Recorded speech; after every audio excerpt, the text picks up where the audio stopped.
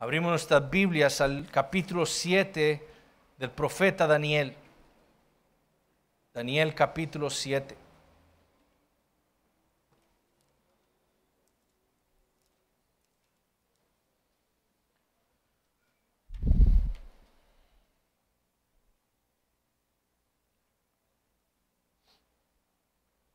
Vamos a leer el primer versículo.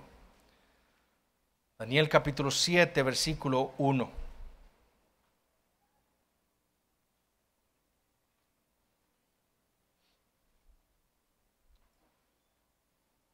Amén. En el primer año de Belsasar, rey de Babilonia, tuvo Daniel un sueño y visiones de su cabeza mientras estaba en su lecho. Luego escribió el sueño y relató lo principal del asunto. Daniel capítulo 7 es el corazón del libro de Daniel. No solo está en el centro del libro, no solo es el capítulo más importante en el libro de Daniel, sino que, como han dicho muchos académicos, es sin exagerar uno de los capítulos más importantes de todo el Antiguo Testamento. Las razones de la importancia de este capítulo son varias. Primero, Daniel capítulo 7 sirve como una transición entre la primera y la segunda parte del libro. La primera parte, recordemos los primeros 6 capítulos, está compuesta, como ya hemos visto, de varias narrativas de la vida de Daniel y de sus 3 amigos. Y la segunda parte, como veremos a partir del día de hoy, está compuesta por varias visiones que le fueron dadas al profeta Daniel. Y la manera en la que el capítulo 7 funciona como una transición entre la primera y la segunda parte del libro es que no solo usa el mismo lenguaje, el mismo idioma arameo que se usó en la primera parte. Recordemos que Daniel usa arameo desde el versículo 4 del capítulo 2 hasta el final del capítulo 7 y después vuelve a usar el hebreo. Y de esa manera nos sirve como una transición entre estas dos partes del libro, sino que también funciona como una transición entre las dos partes por el paralelismo que hay entre este capítulo 7 y el capítulo 2 de la primera parte, como también lo vamos a ver el día de hoy. Segundo, la importancia del capítulo 7 de Daniel se encuentra también en su género literario. Daniel capítulo 7 no solo es el inicio de la segunda parte del libro, sino que es también el inicio del Apocalipsis de Daniel. Esta segunda parte corresponde al género literario llamado apocalíptico, como decíamos ahora en la mañana. Y por lo tanto, está lleno de símbolos que deben ser interpretados correctamente. Como dijimos, deben ser interpretados de manera simbólica, no literal. La tercera razón de la importancia del capítulo 7 es su mensaje. Daniel capítulo 7 es la primera de una serie de 4 visiones paralelas en el libro de Daniel. 4 visiones, una paralela a la otra, pero cada una proveyéndonos una perspectiva diferente de ese mismo mensaje de esta segunda parte del libro de Daniel. Y el mensaje que nos provee esta segunda parte, como nos lo proveyó la primera parte, es la soberanía de Dios sobre toda la historia humana. En la primera parte, recuerdan, el tema era Dios es soberano sobre reyes y reinos. Él pone y quita reinos y se los da a quien Él quiere. Bueno, en esta segunda parte, ese mismo tema de la soberanía de Dios nos va a ser mostrada, pero como la soberanía de Dios por sobre toda la historia de la humanidad. Solo que ahora va a ser visto desde diferentes perspectivas en estas 4 visiones que tenemos en esta segunda parte del libro de Daniel. Por esa razón es tan importante entender la primera parte, Porque si no entendemos el tema de la primera parte, que es la soberanía de Dios, no vamos a poder entender la segunda parte. Que de nuevo es cómo Dios controla la historia de la humanidad para cumplir su propósito. Y esto es precisamente lo que nos va a ser mostrado aquí en el capítulo 7. La soberanía de Dios sobre la historia de la humanidad. Lo que vamos a ver aquí en el capítulo 7 es una visión comprensiva y detallada del pasado y del futuro, hasta la segunda venida de Cristo. Y cómo toda esa historia, pasada, presente y futura, está bajo el gobierno de nuestro Dios. Para estudiar esto, entonces, aquí en el capítulo 7, vamos a estar dividiendo el capítulo en dos partes, o en dos puntos. El primer punto va a ser la visión que le fue dada al profeta Daniel. Y eso es lo que vamos a estar viendo en esta mañana. Hoy vamos a estar viendo nada más la visión que le fue dada al profeta Daniel. El próximo domingo vamos a estar viendo la interpretación de esa visión.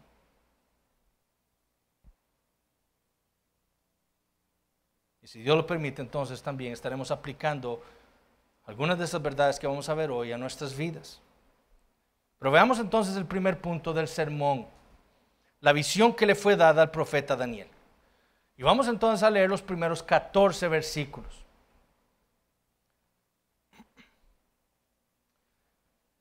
En el primer año de Belsasar, rey de Babilonia, tuvo Daniel un sueño y visiones de su cabeza mientras estaba en su lecho. Luego escribió el sueño y relató lo principal del asunto. Daniel dijo: miraba yo en mi visión de noche, y he aquí que los 4 vientos del cielo combatían en el gran mar, y 4 bestias grandes, diferentes la una de la otra, subían del mar. La primera era como león, y tenía alas de águila. Yo estaba mirando hasta que sus alas fueron arrancadas, y fue levantada del suelo, y se puso enhiesta sobre los pies a manera de hombre, y le fue dado corazón de hombre. Y aquí otra segunda bestia, semejante a un oso, la cual se alzaba de un costado más que del otro, y tenía en su boca 3 costillas entre los dientes. Y le fue dicho así: levántate, devora mucha carne.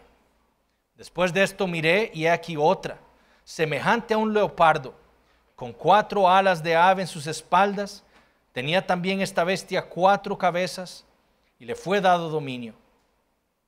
Después de esto miraba yo en las visiones de la noche, y he aquí la 4ª bestia, espantosa y terrible y en gran manera fuerte, la cual tenía unos dientes grandes de hierro, devoraba y desmenuzaba, y las sobras hollaba con sus pies, y era muy diferente de todas las bestias que vi antes de ella, y tenía 10 cuernos. Mientras yo contemplaba los cuernos, he aquí que otro cuerno pequeño salía entre ellos, y delante de él fueron arrancados 3 cuernos de los primeros. Y he aquí que este cuerno tenía ojos como de hombre, y una boca que hablaba grandes cosas. Estuve mirando hasta que fueron puestos tronos, y se sentó un anciano de días, cuyo vestido era blanco como la nieve, y el pelo de su cabeza como lana limpia. Su trono llama de fuego, y las ruedas del mismo fuego ardiente. Un río de fuego procedía y salía de delante de él. Millares de millares le servían, y millones de millones asistían delante de él. El juez se sentó, y los libros fueron abiertos. Yo entonces miraba a causa del sonido de las grandes palabras que hablaba el cuerno. Miraba hasta que mataron a la bestia, y su cuerpo fue destrozado y entregado para ser quemado en el fuego. Habían también quitado a las otras bestias su dominio, pero les había sido prolongada la vida hasta cierto tiempo. Miraba yo la visión de la noche, y he aquí, con las nubes del cielo, venía como un hijo de hombre, que vino hasta el anciano de días, y le hicieron acercarse delante de él. y le fue dado dominio, gloria y reino, para que todos los pueblos, naciones y lenguas le sirvieran. Su dominio es dominio eterno, que nunca pasará, y su reino, uno que no será destruido. Daniel capítulo 7 entonces nos traslada al pasado en la vida de Daniel. Ya no estamos en el reinado del rey Darío, como terminó el capítulo 6, sino que volvemos al inicio del reinado del rey Belsasar de Babilonia. Nabucodonosor, como habíamos dicho hace unas semanas, había muerto en el año 562 antes de Cristo. Y después de una sucesión rápida de reyes, que fueron asesinados por sus sucesores en busca de poder, llegó Nabónido al trono de Babilonia. Sin embargo, en su tercer año, Nabónido, quien adoraba a Sin, el dios de la luna, decide trasladarse a Tema, la ciudad de Tema del imperio babilónico, lejos de Babilonia.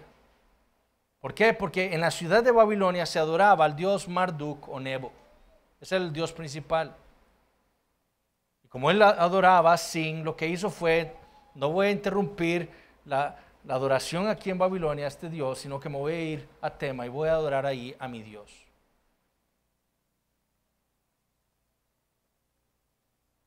Y entonces, en el tercer año de Nabónido, es puesto sobre el trono de Babilonia, no como el verdadero rey, sino como el segundo al mando, Belsasar.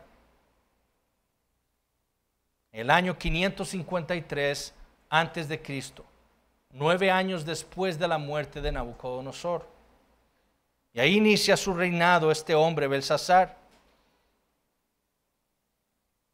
Y fue en ese año cuando Daniel recibe una visión. Ahora, ¿por qué en ese año específicamente? O sea, ¿por qué Dios decidió en el primer año de Belsasar darle esta visión al profeta Daniel? Bueno, nosotros realmente no lo sabemos. Y sería especular, decir una razón por la cual Dios le pudo haber dado esa visión en este momento.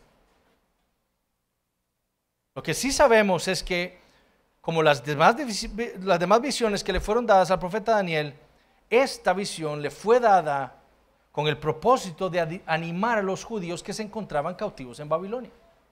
Ese es el propósito. El propósito de este libro, el propósito de cada una de estas visiones que vamos a estar viendo a partir de hoy, era animar a los judíos que estaban cautivos en Babilonia. Ellos no estaban en su tierra. Ellos estaban en Babilonia por haber pecado contra su Dios, por haber violado el pacto que ellos habían hecho con Dios en Sinaí. Pero Dios no los había abandonado. El propósito de Dios con estas visiones era alentar, animar a su pueblo que estaba ahí aún en Babilonia. No solo se encontraban, como les dije, en una tierra que no era la suya. No solo estaban viviendo bajo la incertidumbre de quién va a ser el próximo rey de Babilonia. Irán a matar a Belsasar, irán a matar a Nabónido, irá a venir otro rey. Sino que en ese preciso momento estaba llegando al trono de Babilonia un hombre verdaderamente perverso. Xenofón, que es un historiador de la antigüedad, describe a Belsasar como un hombre verdaderamente cruel e inmoral.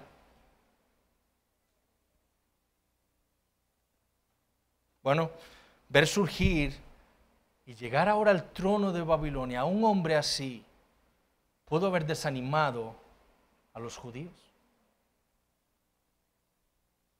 Bueno, con esta visión Dios les estaba trayendo a ellos buenas noticias. Además, es muy interesante que en este mismo año, en el año 553 antes de Cristo, en el primer año de Belsasar, el rey Ciro del imperio persa conquista el imperio de los medos. En el mismo año. En el año en que surge Belsasar al trono, el rey Ciro conquista Media. Y casi una década después llegará a Babilonia para destruir a Belsasar y a Babilonia. En el mismo año. Ese es el humor divino.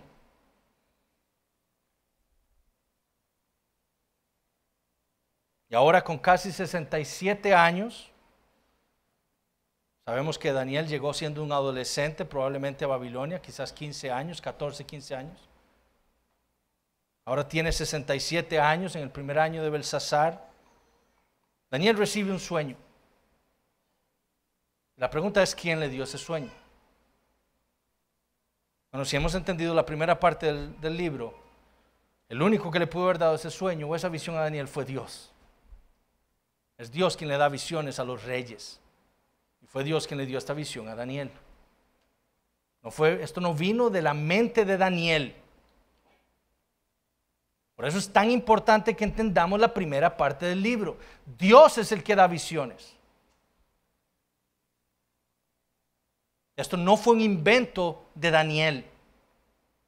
Fue Dios quien le mostró estas visiones a Daniel en un sueño. El origen de esto, de todas estas visiones, es divino.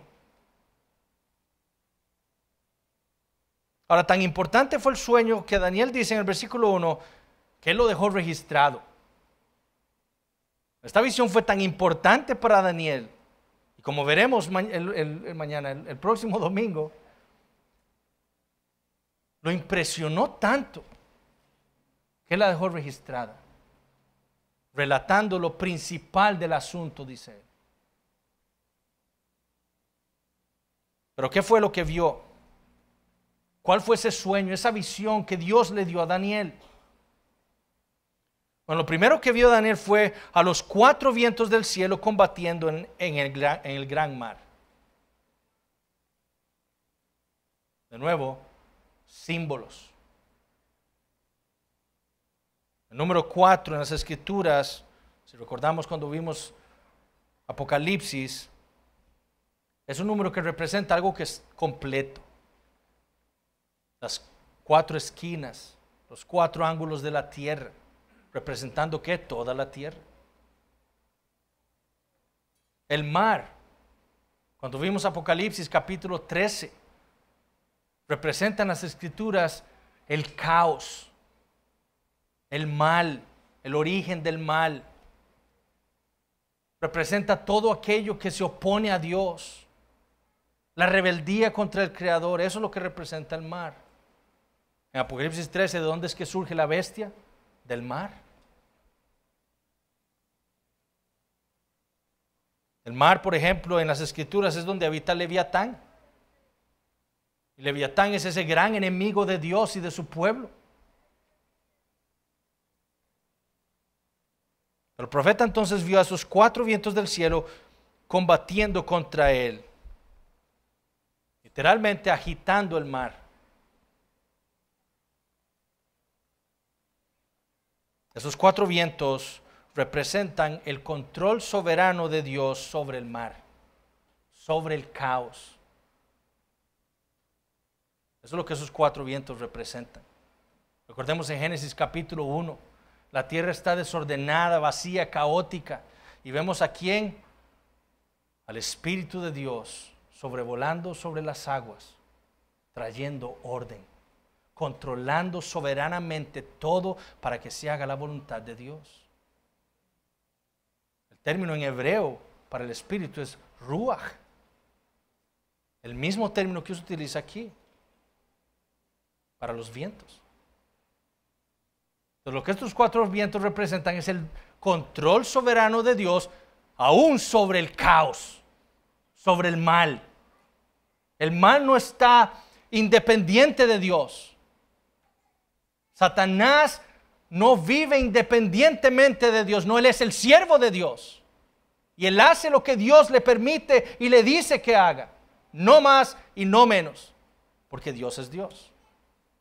Eso es lo que estos 4 vientos representan. Lo que va a salir del mar no sale por su propia voluntad. No lo hace fuera del control de Dios. Todo lo contrario.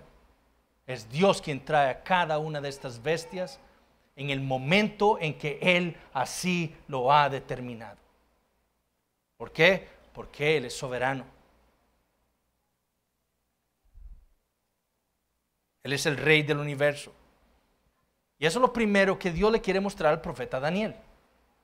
Todo esto que vas a ver está bajo mi control. No se preocupen. Todo está siendo gobernado por mí.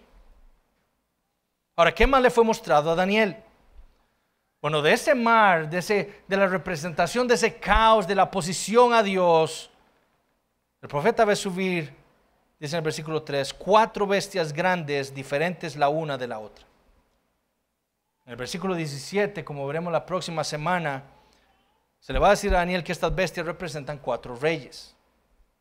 En el versículo 23, que también veremos la próxima semana, se le dice que representan 4 reinos. Al final es lo mismo. Nabucodonosor era el representante de Babilonia, por ejemplo. Estos reyes son representantes de sus propios reinos. Entonces estas 4 bestias representan reinos o reyes en la tierra. Porque el versículo 23 dice, sí, suben del mar, pero representan reinos en la tierra. Es claro entonces que esta visión tiene un paralelismo con el sueño que le dio Dios a Nabucodonosor en el capítulo 2. Que era una estatua conformada por ¿cuántos reinos? 4 reinos. Los mismos reinos que le fueron mostrados a Nabucodonosor son los que representan estas bestias, como veremos en un momento. Solo que vistos desde una perspectiva diferente. En el capítulo 2, esos reinos les son presentados a Nabucodonosor desde la perspectiva humana. Son deseables. Los anhelamos de oro y de plata y de bronce. Pero aquí en el capítulo 7 les son presentados a Daniel desde la perspectiva divina. Esos reinos son bestiales, son malignos, son perversos. No los deseen. ¿A quién le vamos a creer? ¿A lo que al hombre le parezca? ¿O vamos a creer mejor el diagnóstico divino de los reinos de la tierra? Así es como Dios ve estos reinos de este mundo, como bestias, malignos, perversos, que devoran, que destruyen. Y la primera bestia que ve el profeta, o el primer reino que sale del mar, dice era como un león y tenía alas de águila. Esta es claramente la cabeza de oro de la estatua que vio Nabucodonosor en su sueño. El reino de Babilonia, Nabucodonosor mismo. El profeta Jeremías describe a Babilonia como un león en Jeremías capítulo 4. El profeta Ezequiel, en Ezequiel capítulo 17, versículo 3, describe a Babilonia como un águila. Entonces, estas eran representaciones en el Antiguo Testamento de Babilonia, el león y el águila. Además, descubrimientos arqueológicos han visto que figuras de arte en Babilonia, leones con alas de águila. No solo estaban pintadas en los murales, sino también eran estatuas hechas que decoraban todas las calles de Babilonia. Leones con alas de águila. Entonces, claramente este es el reino babilónico.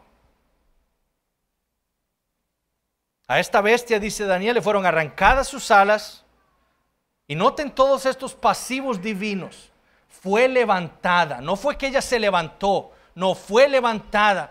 A la tercera bestia dice, le fue dado dominio. No fue que ella obtuvo el dominio. No, fue Dios quien le dio el dominio. Fue Dios quien levantó a este león con alas de águila.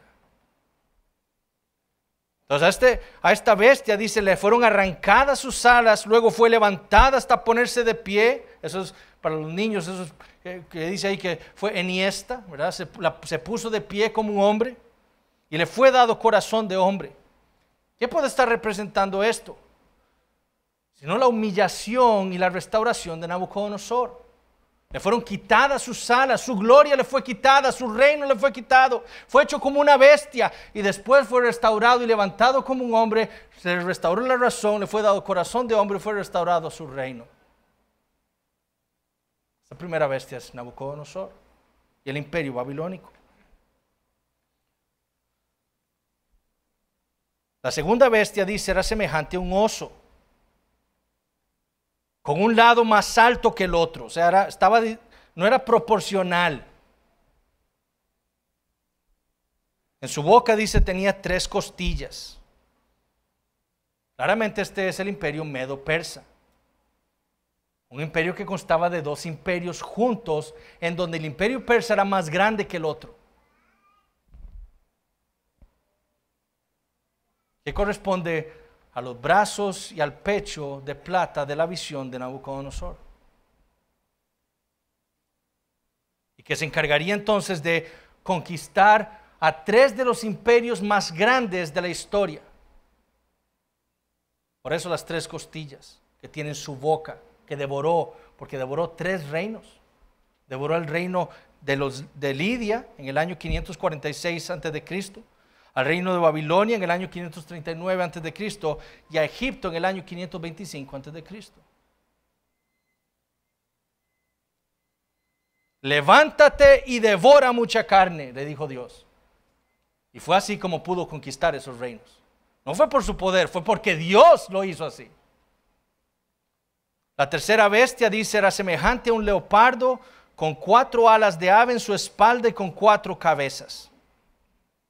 Esta bestia representa al vientre y al muslo en la visión de Nabucodonosor, de bronce. Y es claramente una alusión al imperio griego de Alejandro Magno. ¿Qué es un leopardo? Es un animal sumamente ágil, veloz. ¿Qué son las alas de un pájaro? Algo que es veloz, 4 alas, imagínense. Lo hace muy veloz. Bueno, el imperio de los griegos fue un imperio tan hábil que con una rapidez tan impresionante, en tan solo 10 años conquistó todo el mundo antiguo. En 10 años. Alejandro Magno tenía 32 años cuando conquistó todo el mundo conocido. Y la historia dice que después de conquistarlo todo se sentó a llorar porque no había más tierras que conquistar.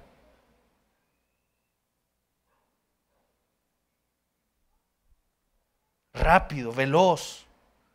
Le fue dado dominio sobre todos los reinos de la tierra. Pero después de la muerte de Alejandro, en cuanto muere, el reino fue dividido en 4. Los 4 generales de Alejandro Magno: Antípater, Lisímaco, Seleuco y Ptolomeo. Esas eran las 4 cabezas de la bestia. Sin embargo, la 4ª bestia que ve Daniel era espantosa. Tan horrible era que no hay un animal en el mundo que se pudiera comparar a esta bestia.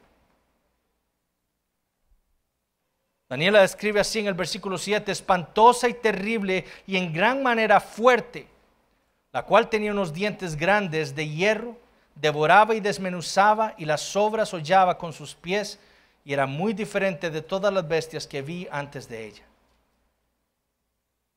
Estas son las piernas y los pies de la visión de Nabucodonosor, de aquella estatua, las piernas y los pies de hierro,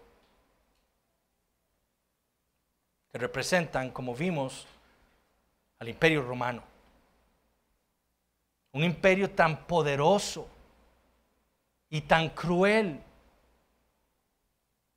que llegó a tener un dominio no solamente extenso, sino uno de los más prolongados en la historia de la humanidad.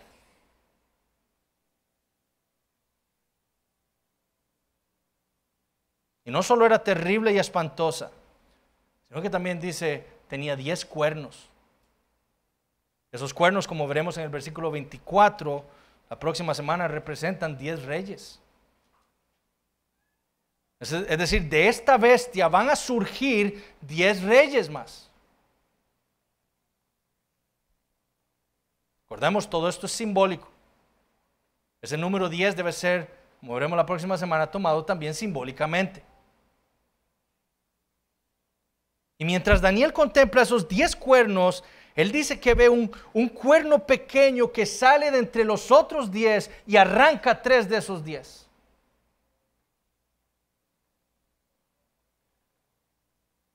Un cuerno tan pequeño que tenía ojos como de hombre y una boca que hablaba grandes cosas. Ya vamos a ver al final del capítulo 7 qué tipo de cosas fue las que hablaba este cuerno.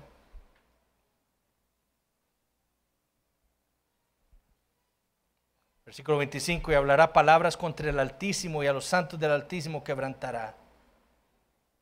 Blasfemias. Y de pronto, la visión de esta cuarta bestia terrible y espantosa de 10 cuernos, y la visión de especialmente que esto es lo que más le va a impresionar a Daniel, ese cuerno pequeño que hablaba tales cosas. Daniel está perturbado por eso. De pronto, Daniel está viendo esta visión y se le interrumpe. Y se le permite ver la realidad espiritual de las cosas. Las bestias no era lo importante de esta visión. No eran ellas en lo que se debía enfocar el profeta Daniel. Había algo mucho más real que él debía entender. Lo que él debía entender era aquel que está sentado en el trono. Aquel que está gobernando todo el universo. Es por esa razón que Dios interrumpe esta visión de las bestias con el propósito de mostrarle a Daniel ahora el cielo. Lo mismo que hizo el Señor, como vimos ahora en la mañana, en Apocalipsis capítulo 4. Las iglesias sufriendo en esa primera visión. Dios trata de calmar a Juan probablemente y ahora le muestra al inicio de la segunda visión en Apocalipsis el cielo abierto, una puerta abierta para que vea el trono de Dios ahí en el centro del cielo. Y lo que le muestra en esta interrupción de esa visión son tronos. Tronos y a uno sentado sobre el trono. Al anciano de días. Que no es otro símbolo más que Dios el Padre. Y de nuevo, esto debe ser interpretado simbólicamente. Dios el Padre no tiene cuerpo. Él no tiene pelo blanco. Él no se puede vestir. Él no se puede sentar sobre un trono literal. Porque Él, dijo el Señor Jesucristo, es espíritu. El anciano de días es un símbolo de lo que representa al Padre. Dios el Padre, quien gobierna el universo.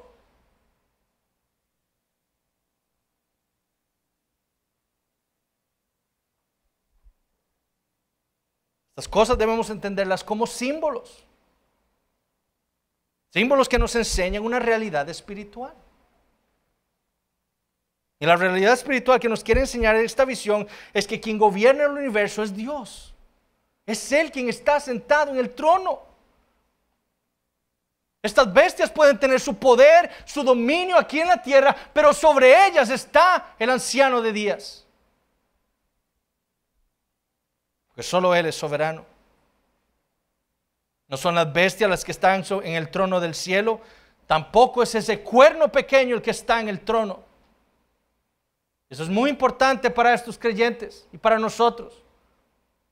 Es Dios quien está sentado en el trono. En esta visión, Dios el Padre es un anciano de días. ¿Por qué anciano de días? Porque solo Él es eterno. No tiene fin.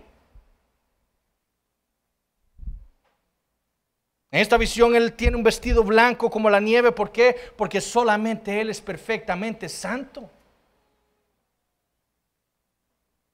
En esta visión solamente Él tiene el pelo blanco como lana blanca. ¿Por qué? Por su infinita sabiduría. ¿Qué indican las canas? Sino la sabiduría de una persona. Bueno, entre los hombres no hay alguien que tenga el pelo perfectamente blanco. Siempre hay su gris por ahí. Pero el de Dios es perfectamente blanco. Porque solamente Él es perfectamente sabio. En esta visión su trono, dice, es una llama de fuego. ¿Por qué? Porque solo Él es el juez del universo. Y eso es lo que el fuego representa. El juicio de Dios. Es por eso que Daniel ve a millares de millares, a millones de millones sirviéndole solamente a Él. Porque solo Él es Dios, porque solo Él es el soberano del universo.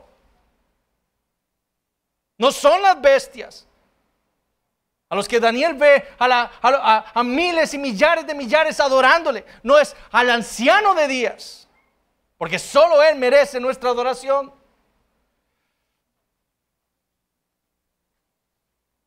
Y lo que el Señor quiere que Daniel vea es que a pesar del poder y la crueldad de todas estas bestias, a pesar de que aparenta vivir en impunidad, ellas asesinan, matan, corrompen a los hombres y parece que viven impunes. Hay alguien que sí lo conoce todo y es el juez que está sentado en el trono del universo. Él lo conoce todo y un día, como vemos aquí, Él va a juzgar a todas las bestias y va a matar y destruir a cada una de ellas.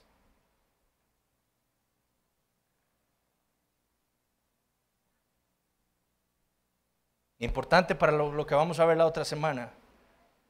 Ese juicio va a ocurrir después de que surja ese cuerno pequeño que va a hablar grandes palabras, que va a salir de la cuarta bestia.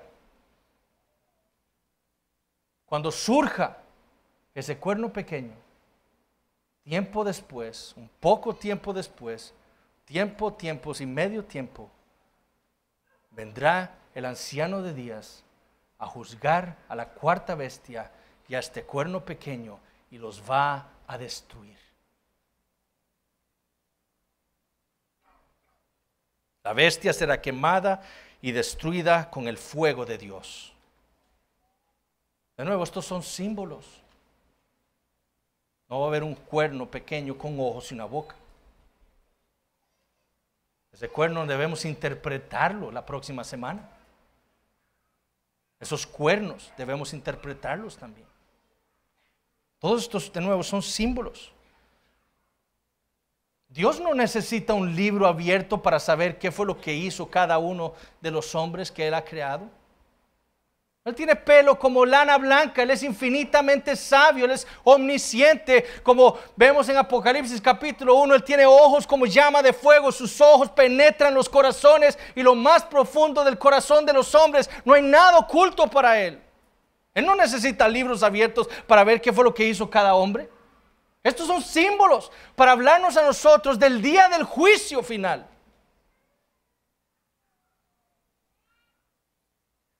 Cuando Dios va a castigar a todos los hombres por sus pecados en contra de Él. Ahora, no solo esto le fue mostrado al profeta Daniel. La visión no era tanto para informarle que un día la bestia tendría su fin.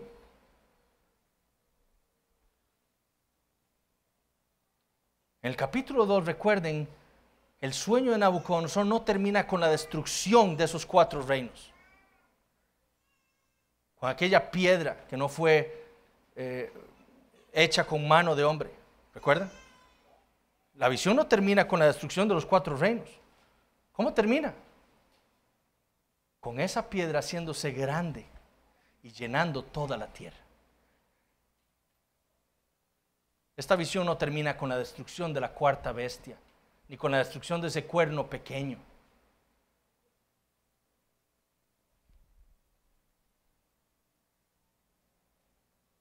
Versículos 13 y 14. Miraba yo en la visión de la noche, y he aquí con las nubes del cielo venía uno como un hijo de hombre, que vino hasta el anciano de días, y le hicieron acercarse delante de él. Y le fue dado dominio, gloria y reino para que todos los pueblos, naciones y lenguas le sirvieran. Su dominio es dominio eterno que nunca pasará, y su reino uno que no será destruido. ¿Quién era aquella piedra que no fue hecha con mano de hombre? Señor Jesucristo.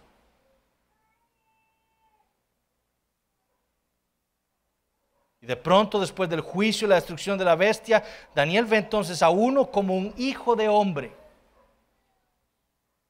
a uno como un ser humano. No ve un ángel, no ve un espíritu, ve a uno semejante a un hombre, que viene del cielo, dice, del cielo, dice. No viene de la tierra, no, viene del cielo, y viene hasta ¿quién? Hasta el anciano de días. ¿Para qué? Para ser coronado. Para recibir de Dios el Padre dominio, gloria y reino. Para que todos los pueblos, naciones y lenguas le adoren. ¿Por qué? Porque el dominio que le ha sido dado a ese hijo de hombre es eterno. Porque la gloria que le ha sido dada a ese como un hijo de hombre es eterna. Por eso es que los pueblos, naciones y lenguas le han sido dados a él para que lo adoren. Salmo capítulo 2, o Salmo 2, perdón. ¿A quién vio Daniel aquel día? Durante el primer año del reinado de Belsasar, mientras dormía. ¿A quién fue quien vio venir al anciano de días, sino al Señor Jesucristo? El Señor Jesucristo durante su ministerio se apropió de ese título de Daniel capítulo 7. Y lo usó para sí mismo, para identificarse a sí mismo. Fue el título que más usó el Señor Jesucristo. ¿Por qué? Por lo que ese término implica en la Biblia. Note que el Señor dijo, yo soy el Hijo del Hombre. Y debemos entender que no estaba diciendo que yo soy el hijo que vino de un hombre. No, lo que él está diciendo, yo soy el Hijo del Hombre del que profetizó Daniel. Uno que no solo es hombre, que tiene una humanidad, sino que es Dios también, que viene del cielo hacia el anciano de días. Y uno que venció en la obra que Dios el Padre le había dado a él. Y ahora está siendo coronado por haber vencido. Y le ha sido dado dominio y autoridad por sobre todas las cosas. Fue a él a quien vio Daniel.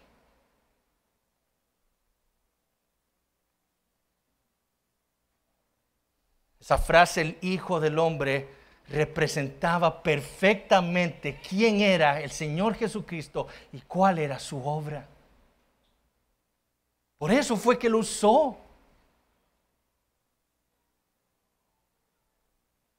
Y eso es lo que entendieron los judíos en Daniel capítulo 7. Ese Hijo del Hombre era el Mesías, decían ellos. Pero cuando llegó el Señor Jesucristo y ellos le preguntaron, ¿eres tú el Cristo? Y él les dijo, sí, yo soy. Y le dijo, y veréis al Hijo del Hombre sentado a la diestra del poder de Dios y viniendo en las nubes del cielo. ¿Y qué pasó? El sumo sacerdote rasgó sus vestiduras y le dijo, ¿qué más necesidad tenemos de testigos? Habéis oído la blasfemia. Él está diciendo que Él es el hijo del hombre de Daniel. Está diciendo que Él es Dios y que Él es el hijo de Dios. Hay que matarlo.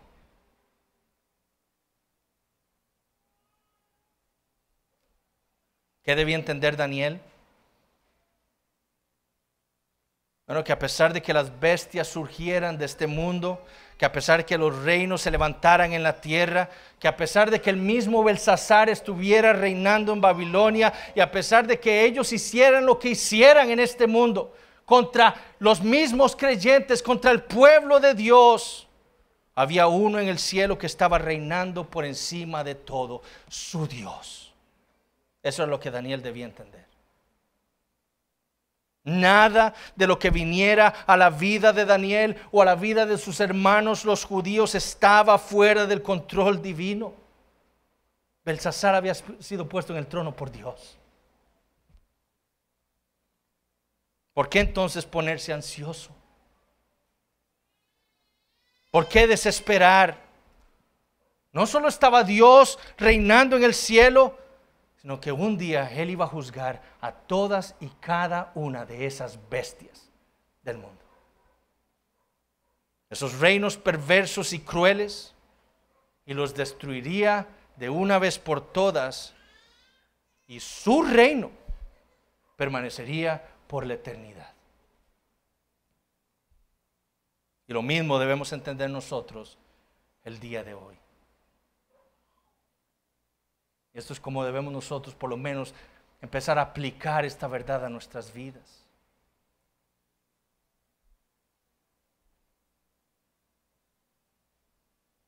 Hermanos, lo que pasa en Estados Unidos es relevante para todo el mundo.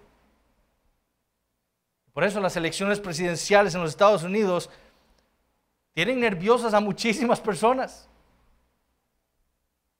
Hay muchos creyentes inclusive que están temblando pensando en lo que puede pasar en los Estados Unidos.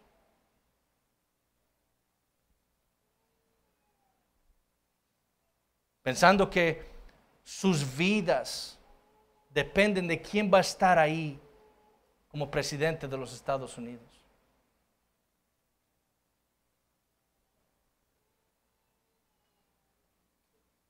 Muchos cristianos en los Estados Unidos ven a su país como el reino de Dios, ¿sabían?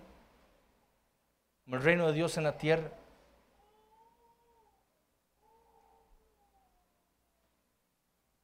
Los Estados Unidos, China, Rusia, Venezuela, Costa Rica son reinos de este mundo. No son el reino de Dios. Son reinos bestiales, perversos, mundanos, crueles. Y el que no nos persigan aquí en nuestro país como persiguen a nuestros hermanos cristianos en otros países es únicamente por la misericordia de Dios que restringe a nuestros gobernantes. Pero nosotros debemos ver a los reinos de este mundo desde la perspectiva divina.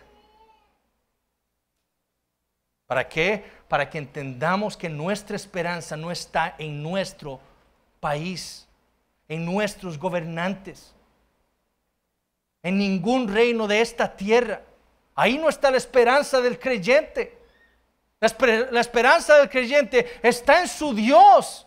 Está en el Señor Jesucristo que está sentado en el trono en este preciso momento, gobernando todo el universo. Y para quien nosotros debemos vivir.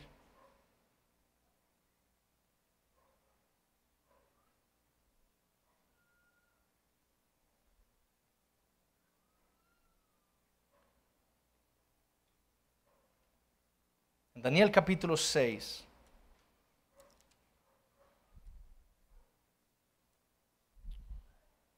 Nabucodonosor se acerca al foso de los leones. Y le dice en el versículo 20, y acercándose al foso, llamó a voces a Daniel con voz triste y le dijo: Daniel, siervo del Dios viviente, el Dios tuyo, a quien tú continuamente sirves, ¿te ha podido librar de los leones? ¿Qué era lo que sabía Nabucodonosor de Daniel? Él estaba cautivo en Babilonia. Él llevaba un nombre babilonio. Pero Daniel servía a su Dios. Si había algo que caracterizaba la vida de Daniel, era en que él servía a su Dios. ¿Por qué? Porque Daniel sabía que él no era un ciudadano de este mundo. Él sabía que él no era un babilonio. Él sabía que era parte del pueblo de Dios, parte del reino de Dios. Y por lo tanto, en respuesta a esa realidad, Daniel vivía a la luz de eso, sirviendo a su Dios. Y así es como debemos vivir todos nosotros, a la luz de esa realidad. ¿Cómo es que nosotros estamos en el reino de Dios, hermanos? ¿Por nuestras fuerzas? ¿Por nuestra sabiduría? ¿Porque somos muy guapos? No estamos nosotros en el reino de Dios por lo que Cristo hizo en nuestro lugar. Porque Él, siendo Dios, se encarnó, vino al mundo, vivió una vida perfecta, rechazó la tentación de Satanás de tomar y poseer los reinos de este mundo. Porque Él sabía que había un reino sempiterno que le sería dado cuando cumpliera su obra. Y fue a la cruz a morir por nuestros pecados, para proveer para nosotros perdón de pecados, justificación, para vestirnos, para poder entrar en su reino. Y es por eso que estamos en el reino de Dios, mis hermanos.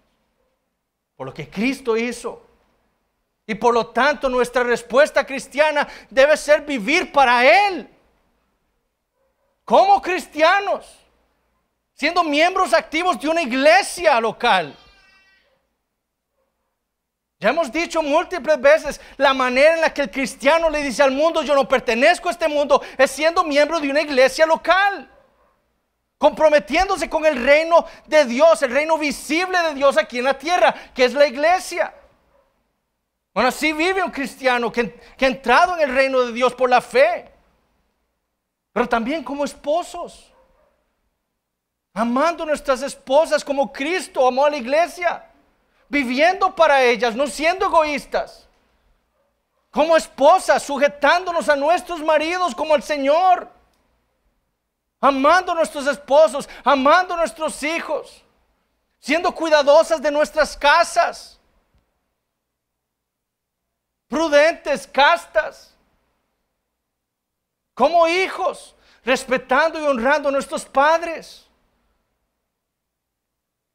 Como miembros de esta sociedad, de este mundo. Ya porque el cristiano no pertenezca al reino de este mundo, entonces no hace nada aquí en este mundo.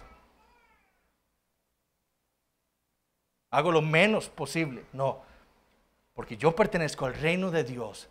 Yo sirvo aquí a mi jefe, a los reyes, a los gobernantes, como al Señor.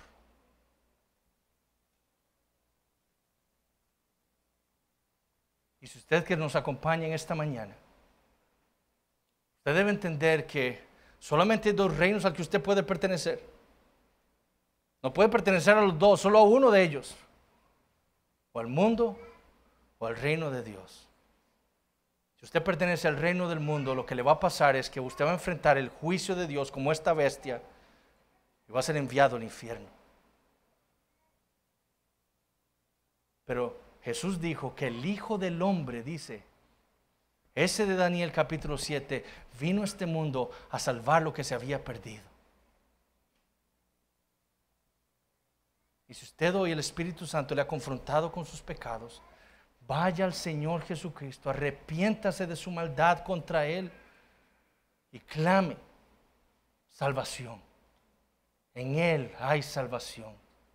Y por la fe usted será trasladado del reino de las tinieblas al reino de la luz y tendrá vida eterna. Oremos. Padre, te damos gracias por tu palabra. Te damos gracias, Señor, por este capítulo 7 en el libro de Daniel. Por lo que hemos aprendido de esta visión que tú le diste al profeta hace tantos siglos. Y te pedimos, Señor, que habiendo entendido tu palabra, tú la uses, Señor, para cambiarnos a nosotros, para fortalecernos en la fe, para aumentar nuestra fidelidad por ti, y para que podamos traer más gloria a tu nombre en lo que te obedecemos, Señor, en tu palabra. Oh Padre, perdónanos por nuestra rebeldía, perdónanos por nuestra ansiedad, perdónanos por poner en ocasiones nuestra confianza en este mundo. Y pon nuestros ojos al cielo. Lleva nuestros ojos al cielo y ponlos ahí donde estás tú y el Señor Jesucristo, habiendo vencido a este mundo, para que podamos vivir vidas consistentes. Y Señor, te pido por aquellos entre nosotros, especialmente nuestros niños, que tú los confrontes, que ellos puedan preguntarse en qué reino estoy yo, a cuál reino pertenezco, y que tu Espíritu Santo los convenza de su pecado, y que la única manera de entrar en tu reino es por medio del Señor Jesucristo. Él es la puerta. Oh Señor, llévalos hasta Él. Por medio de la fe lo pedimos. Amén.